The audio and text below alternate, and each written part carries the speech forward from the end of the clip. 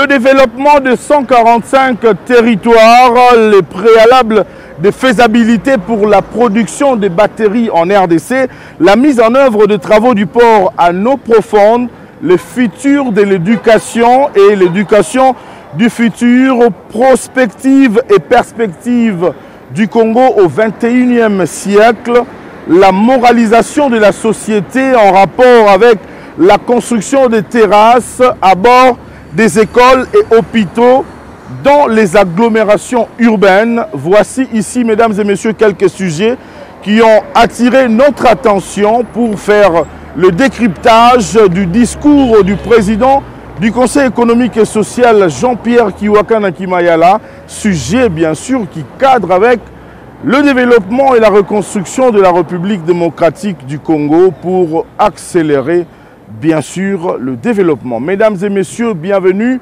à toutes et à tous à votre émission RDC Infrastructure et Développement.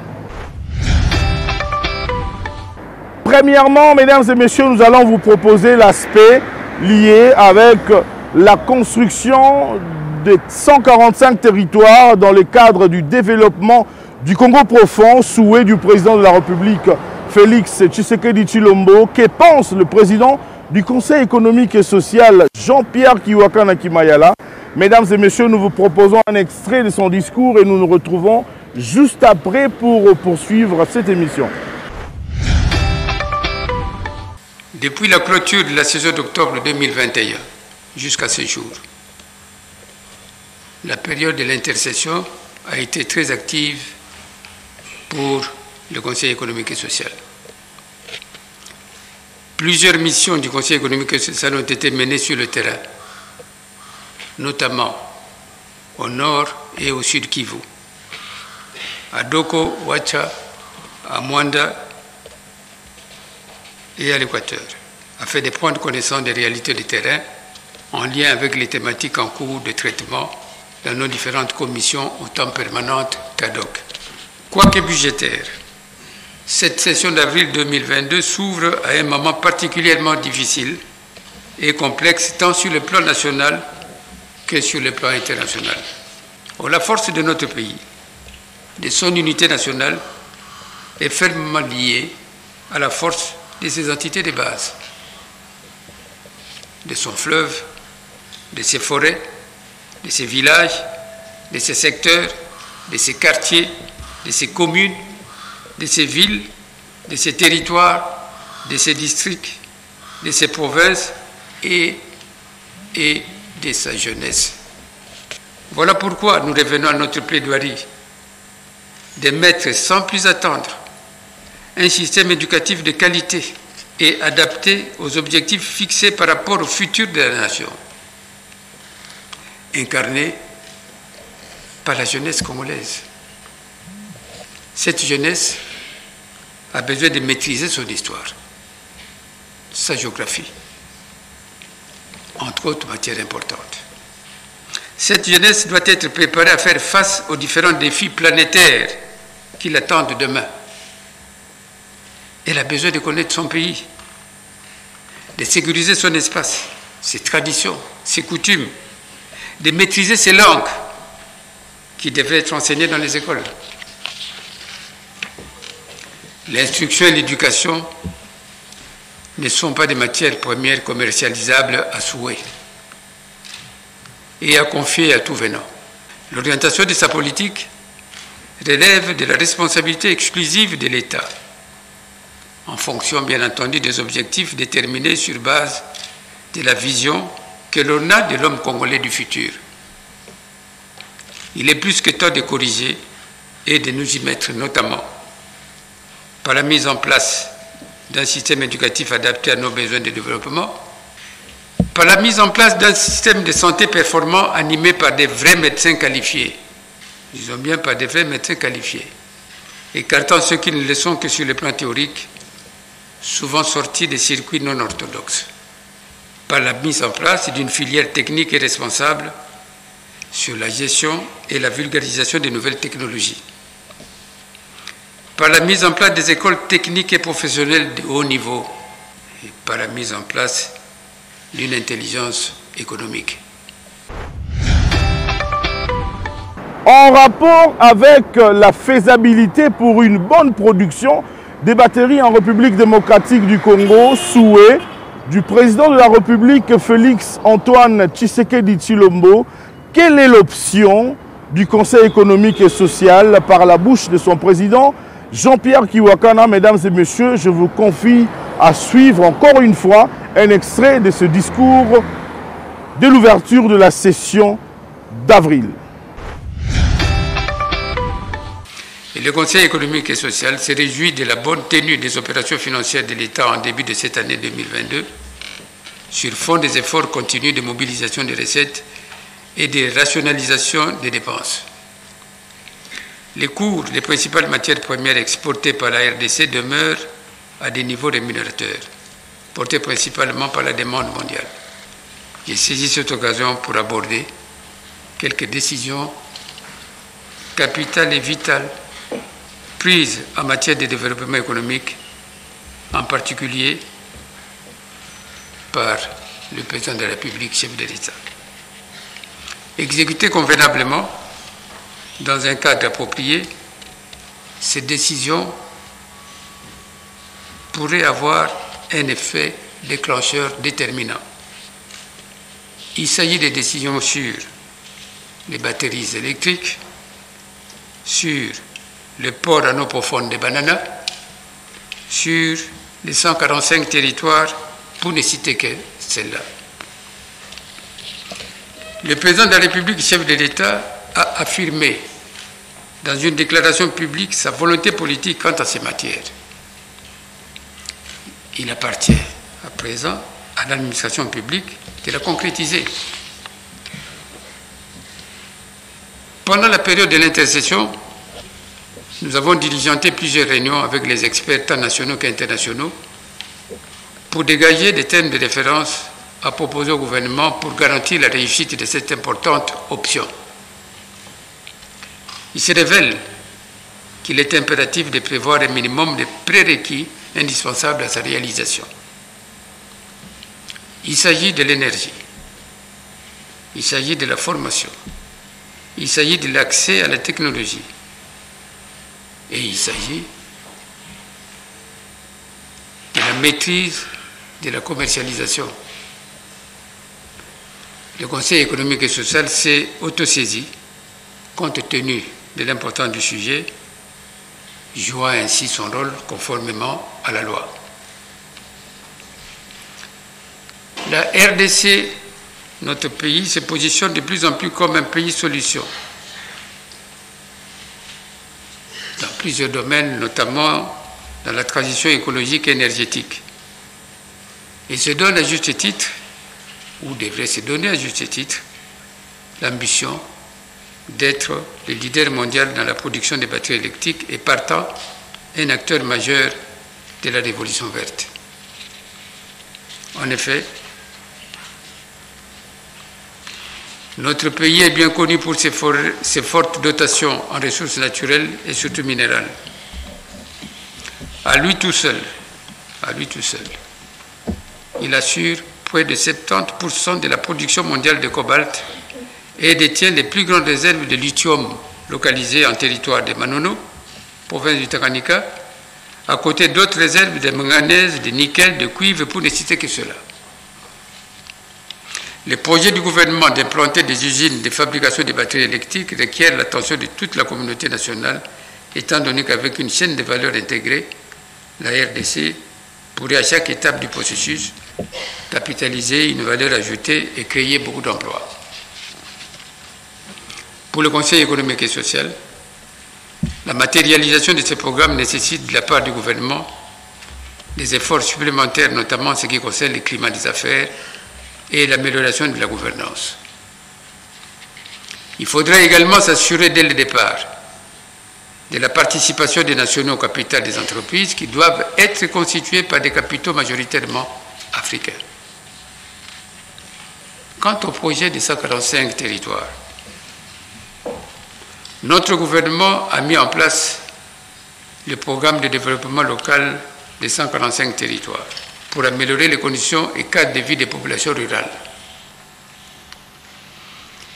Ce projet de développement local des 145 territoires vise principalement à réduire les inégalités spatiales, redynamiser les économies locales et transformer les conditions et les cadres de vie des populations congolaises vivant dans des zones jusque-là mal desservies par les infrastructures et services sociaux de base.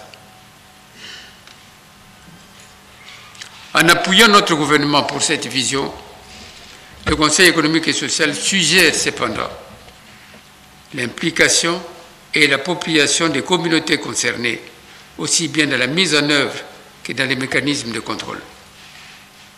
L'audit externe devra être confié à un cabinet de réputation internationale pour une gestion transparente et efficace. Les indicateurs de succès de ce projet seront observés à partir des effets immédiats, à moyen et à long terme, des impacts réels perceptibles sur la réduction de la pauvreté et des inégalités sociales, du développement de l'entrepreneuriat rural, de la sécurité alimentaire, de l'accès des jeunes et des femmes aux activités génératrices de revenus des populations rurales, du renforcement du capital humain ainsi que des capacités d'initiative et de résilience des communautés.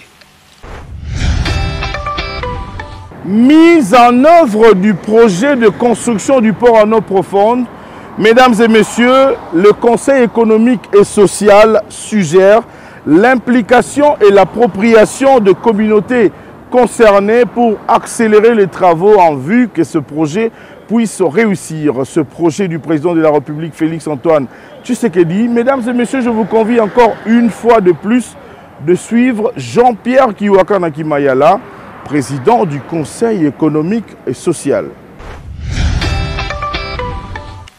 Du port en eau profonde de Banana.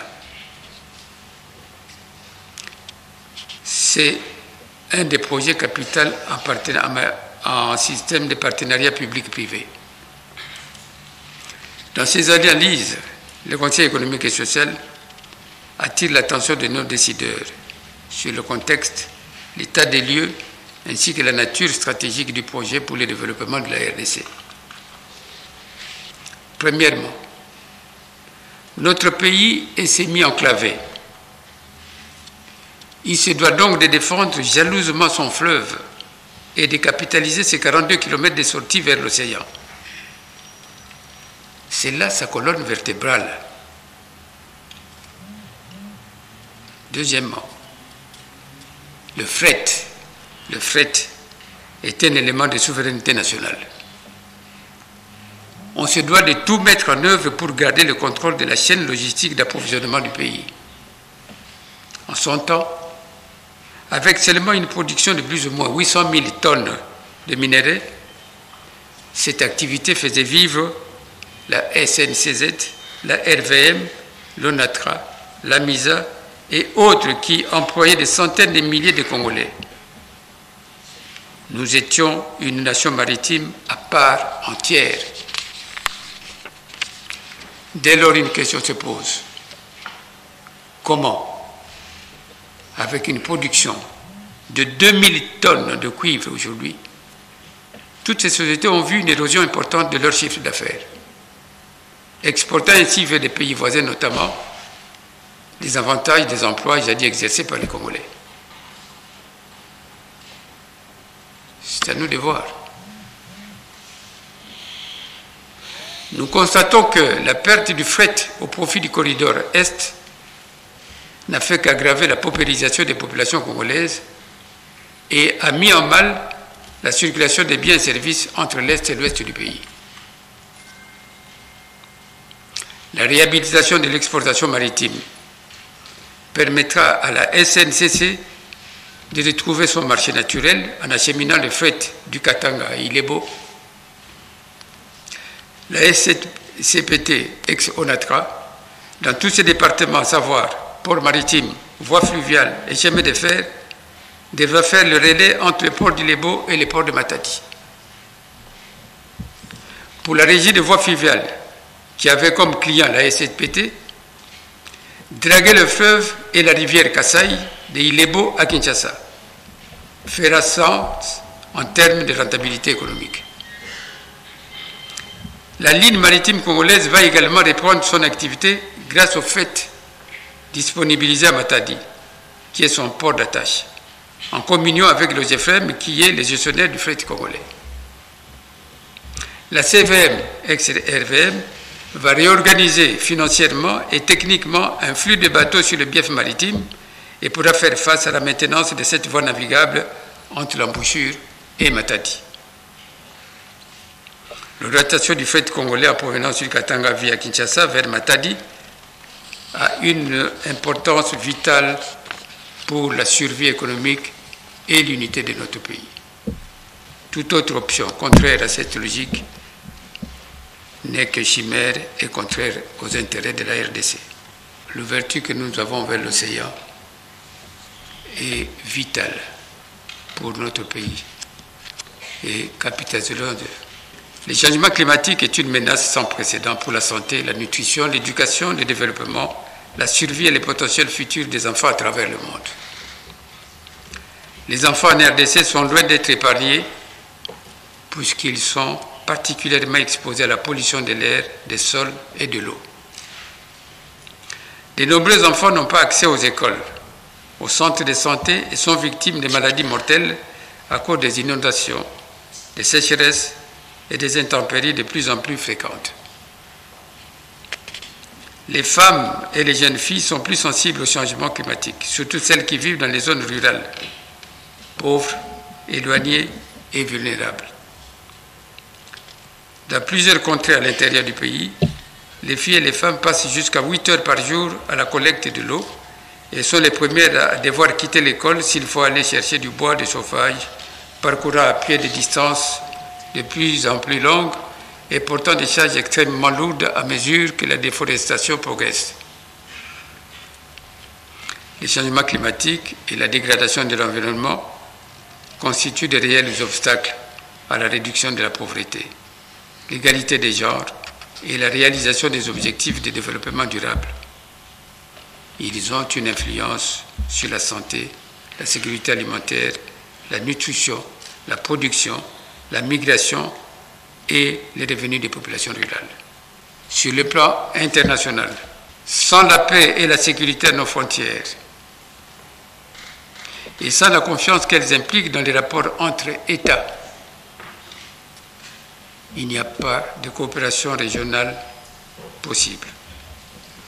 C'est le principe même de la solidarité et de l'interdépendance qui sera remis en cause. Un monde sans paix, sans sécurité, sans coopération de bonne foi, soumettrait les relations internationales au règne du droit de la force, au mépris de la force du droit. En ce moment même où nous sommes dans cette salle, la paix est gravement menacée par la recrudescence de la violence, des tensions et des guerres, mettant ainsi les économies de tous les pays en état de précarité.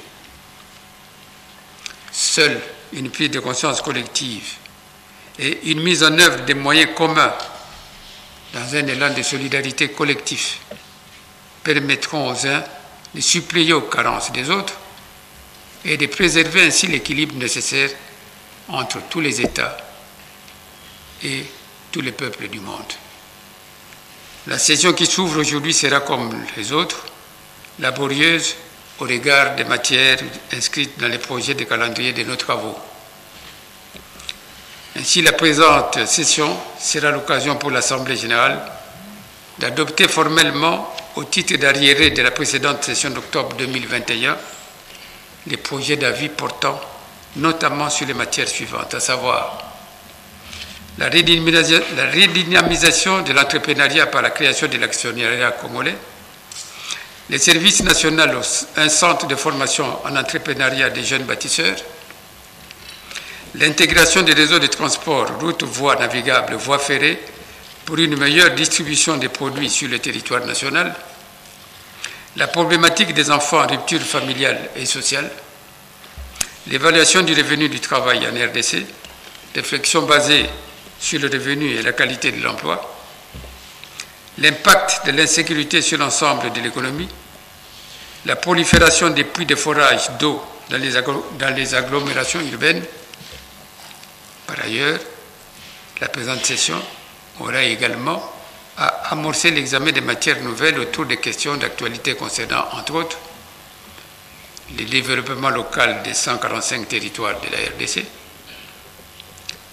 les préalables de faisabilité pour la production des batteries en RDC et études du marché pour la commercialisation, la mise en œuvre des travaux du port en eau profonde de Banana,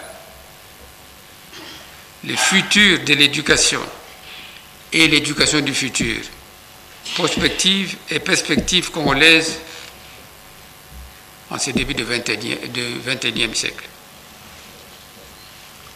La moralisation de la société face à la construction des terrasses aux abords des écoles et hôpitaux dans les agglomérations urbaines. La problématique des fonds verts en RDC. Toutes ces réflexions devront s'inscrire dans le souci de placer le peuple congolais au centre des préoccupations à relever et de l'action à mener. À l'effet de l'exploitation judicieuse de ces analyses et réflexions par qui de droit, il saisit cette opportunité pour informer l'opinion et en même temps féliciter les collègues conseillers de la République pour les travaux abattus lors de la session précédente d'octobre dernier et qui a abouti à l'élaboration, à l'impression et à la publication de 5 importants avis aux titres évocateurs ci-après. Les eaux douces de la République démocratique du Congo, défis de la gouvernance et opportunités de capitalisation. La problématique des coopératives agricoles, soutien à l'économie rurale congolaise. Pour une meilleure gestion des déchets en milieu urbain, Kinshasa, ville pilote. Régulation de la circulation routière et renaissance de la contravention. Balabala et l'État. L'éducation des bases et la gratuité de l'enseignement. 2 réformes salutaires pour le meilleur avenir des jeunes enfants congolais. Je voudrais réfléchir avec vous, car le monde est trop longtemps resté dans le déni d'une Afrique qui n'est ni à l'Est ni à l'Ouest, mon centre du monde. Viscéralement africaine dans tout ce que cela sous-entend, philosophiquement, sociologiquement et culturellement. C'est pour cela l'entente et la concorde entre les peuples d'Afrique devient une nécessité absolue. Sur ce, je déclare ouvert les travaux de la session ordinaire du mois d'avril 2021. Que Dieu bénisse la République démocratique du Congo et je vous remercie. C'était pour moi, mesdames et messieurs, un grand plaisir de vous savoir très nombreux devant vos petits écrans pour nous suivre. Je vous rappelle, si vous nous avez pris en cours, que nous avons parlé et nous avons fait le décryptage du discours du président du Conseil économique et social, Jean-Pierre Kiwakanaki Mayala, qui a énuméré les aspects liés au développement et à la reconstruction de Kinshasa, mais également du Congo profond. Le rendez-vous est pris avec vous la semaine prochaine, avec un autre sujet, un autre invité, pourquoi pas. Restez scotchés au programme de la télévision nationale congolaise, la RTNC. Abonnez-vous sur notre chaîne YouTube Aimé Mutombo. Le rendez-vous est pris pour la semaine prochaine. Au revoir.